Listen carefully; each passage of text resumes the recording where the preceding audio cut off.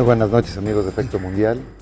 En esta ocasión tenemos el gusto de contar con la presencia del embajador de España en México, Manuel Alabat. Muy buenas noches, Manuel. Muy buenas noches, Enrique. Muchas gracias por estar con nosotros. España es un país altamente querido en México, como tú bien lo sabes. En las encuestas de opinión de la percepción que los mexicanos tienen del mundo, España siempre aparece entre los 3 primeros lugares. Es algo que ha ocurrido en los últimos 10 años más o menos. Y qué mejor que tú seas el protector de ese valor importante que hay en la relación bilateral entre México y España. Pero antes de entrar en los temas hispano-mexicanos, quisiera que comenzáramos con algo que inquieta al mundo, particularmente a España, y más en esta relación tan cercana con México, que es la situación por la que atraviesa tu país en este momento, en todo esto que se ha llamado la crisis del euro. Desde la llegada del presidente Rajoy al gobierno, hemos visto que ha habido un avance muy importante, mucho movimiento en sus giras en Alemania, el contacto que ha tenido con Francia, la reunión reciente con también el premier italiano. ¿En dónde estamos parados? ¿Nos puedes dar una visión un poco de conjunto de dónde está España en este momento? Sí, gracias, Enrique. Ante todo, quería darle las buenas noches a nuestros telespectadores y sobre todo también agradecerte a ti el que me hayas invitado aquí a un programa tan prestigioso como este, ¿no? ¿Dónde está España? Bueno, como sabes, la crisis española no es de los últimos meses, viene ya incubándose hace un tiempo y ello provocó en España que hubiera elecciones anticipadas, es decir, no dejó correr el tiempo normal de su estancia en el poder el presidente Zapatero y hubo elecciones, como te decía, anticipadas y hubo un partido que ganó por mayoría absoluta. Eso también es síntoma de la importancia de la crisis, porque en España lo normal es que el ganador no tenga mayoría absoluta y que por lo tanto los gobiernos pues tengan que ser de coalición, de consenso, etc. Esta vez no ha ocurrido así y eso ya es un síntoma bastante claro de la importancia que le damos los españoles a estas elecciones y de la profundidad de la crisis, ¿no? Pero yo diría que España tiene ahora, a diferencia de otros países en Europa, un gobierno recientemente elegido democráticamente y un gobierno que está ahí por mayoría absoluta. Y eso son dos armas importantes para encarar una crisis de esta profundidad. Y eso es lo que ha hecho el presidente Rajoy, no escamotear la realidad.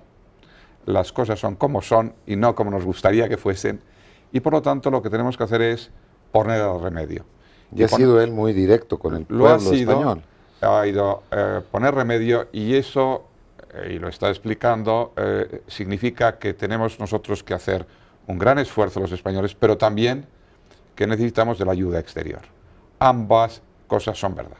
Y también hay dos cosas que son verdad, y yo creo que es el gran reto de esta crisis en la que está metida España, que por un lado estamos obligados a poner orden en nuestras cuentas, digamos tanto las públicas como las privadas, pero también es verdad que tenemos que tener la vista puesta en el crecimiento de la economía, porque sin crecimiento no podremos reducir las tasas de desempleo. Es decir, son dos objetivos que no tienen que ser contradictorios. Y yo creo que el arte de gobernar hoy en día en España y en Europa es conjugar ambos elementos. En efecto, limpiar, pero crecer.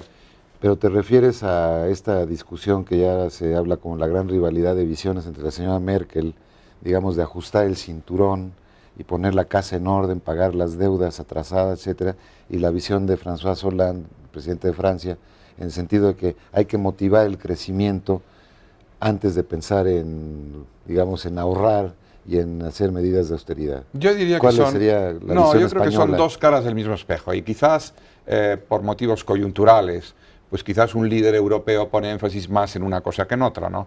Yo creo que por un lado hay una intención clarísima entre todos los líderes europeos de que hay que sanear los países, pero también yo creo que hay una visión de que si a un enfermo le das una medicina demasiado fuerte, puedes acabar sanándolo matándolo. Sí. Lo que se trata es de darle la medicina suficiente para que se vaya curando y se pueda recuperar. Según la medicina, la recuperación será más o menos rápida, más o menos lenta.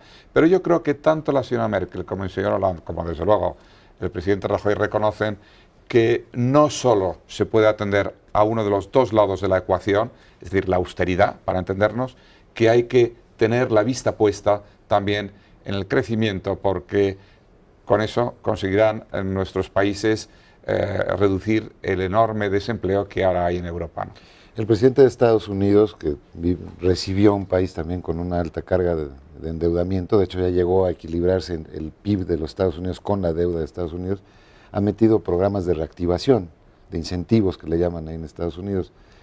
Esto en Europa yo no lo he detectado, o todavía no es el momento, ¿qué están esperando? No es porque no tenemos en Europa, todavía no somos un continente, la Unión Europea, que funciona como los Estados Unidos.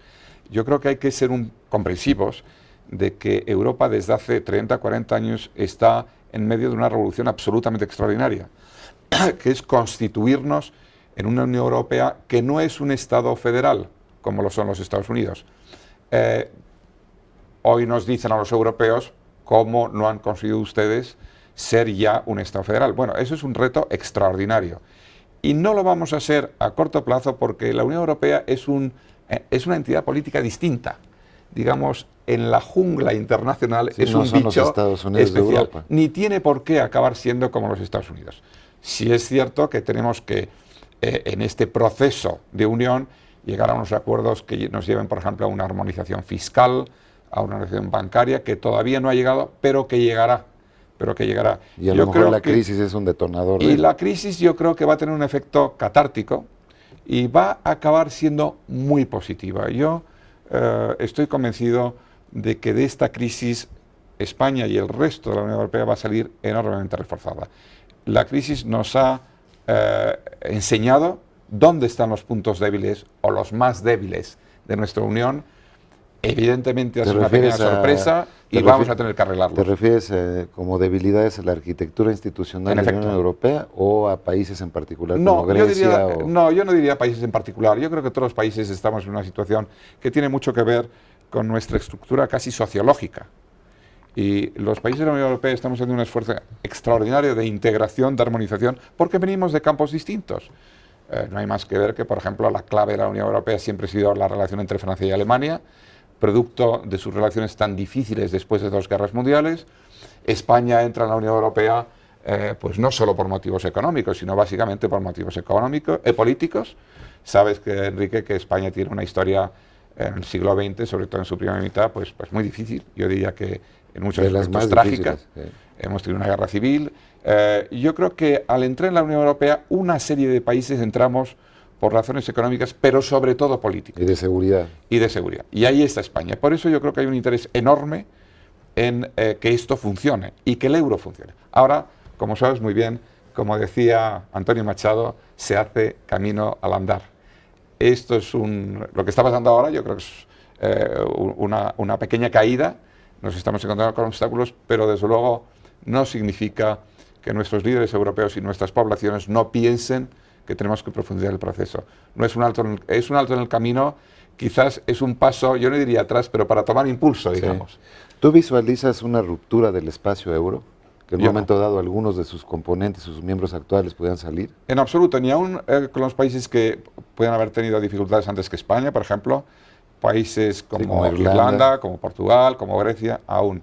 Yo no concibo una Europa sin Grecia, por ejemplo, que no deja de ser la cuna de la democracia. No necesariamente a que se rompiera la institucionalidad de la Unión Europea como tal, pero que algunos segmentos del espacio euro, hay países como Gran Bretaña que no son parte del euro o Dinamarca. En efecto.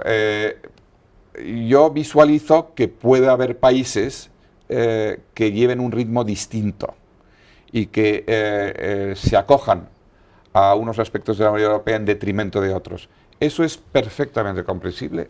Vuelvo a repetir, si uno piensa ahora una Unión Europea donde están al mismo tiempo Finlandia y España, te das cuenta de la distancia que hay física, psicológica, económica, cultural, y sin embargo lo estamos haciendo. Es inevitable que durante este periodo de formación de esta entidad distinta, única, que no acabará siendo ni como Estados Unidos, ni será el Estado Nacional de antes, pues que dejemos que los países y sobre todo las poblaciones se adapten, ¿no? Pero no deja de ser un logro extraordinario. No, desde luego que es un logro extraordinario desde el punto de vista de de concepción, de profundidad. Es el experimento, el laboratorio de integración más importante del mundo. Si tú ves Sin que otras duda. áreas del mundo, por ejemplo, en las mismas circunstancias que Europa, no han sido capaces de llegar a ese nivel de integración, y ya no digamos en áreas del mundo como Oriente Medio, países que tienen la misma religión, el mismo sistema político, y sin embargo no han sido capaces. La Liga de Estados Árabes no llega ni a los... No ha llegado. Entonces, realmente lo de Europa, cuando tú tienes un vaso, siempre está la duda, ¿está medio lleno o medio vacío? Vamos a insistir en los... Pero en ese sentido, Manuel, ¿no habría ya la idea claramente de que hay Europas de diferentes velocidades dentro de la misma Unión Europea? Porque sí, digo, la solidez, si ve uno con cuidado la economía griega, realmente es dependiente de dos grandes temas, el turismo, ¿no es cierto?, y todo lo que son servicios. La parte agrícola no pinta demasiado, la parte industrial tampoco. ¿Cómo logra uno sacar a un país que tiene, digamos, casi monoproducción, con países tan diversificados como puede ser Francia, mismo España, que yo creo que la flexibilidad de la economía española es mucho mayor que la de algunos de sus vecinos? Sin duda, eso, yo te iba a decir a la larga, pero yo creo que a la corta se arregla con cesiones de soberanía, que no deja de ser un tema conflictivo en todos los estados europeos. Pero yo creo que las cosas son como son y se van a acabar imponiendo. Los demás países, una vez metidos en este animal político distinto, van a ver que esto puede funcionar solo con cesiones de soberanía, privilegiando rentas de situación que son distintas según los países, y tendrán que ver cuál es la alternativa. Prefieren estar fuera. Yo creo que para sean los problemas los que sean fuera de la Unión Europea, hace mucho frío. Institucionalmente los griegos pueden en un momento dado decir no queremos generar mayores problemas y además no queremos tampoco la camisa de fuerza que nos están imponiendo desde el Banco Central Europeo, lo que sea, y podrían ellos optar por salir. ¿Institucionalmente existe esa posibilidad? Existe, y si los griegos decidieran, y de ahí la importancia de las elecciones del último fin de semana, si los griegos decidieran que no quieren seguir con la Unión Europea, yo creo que eso es perfectamente posible. Es una camisa de fuerza relativa.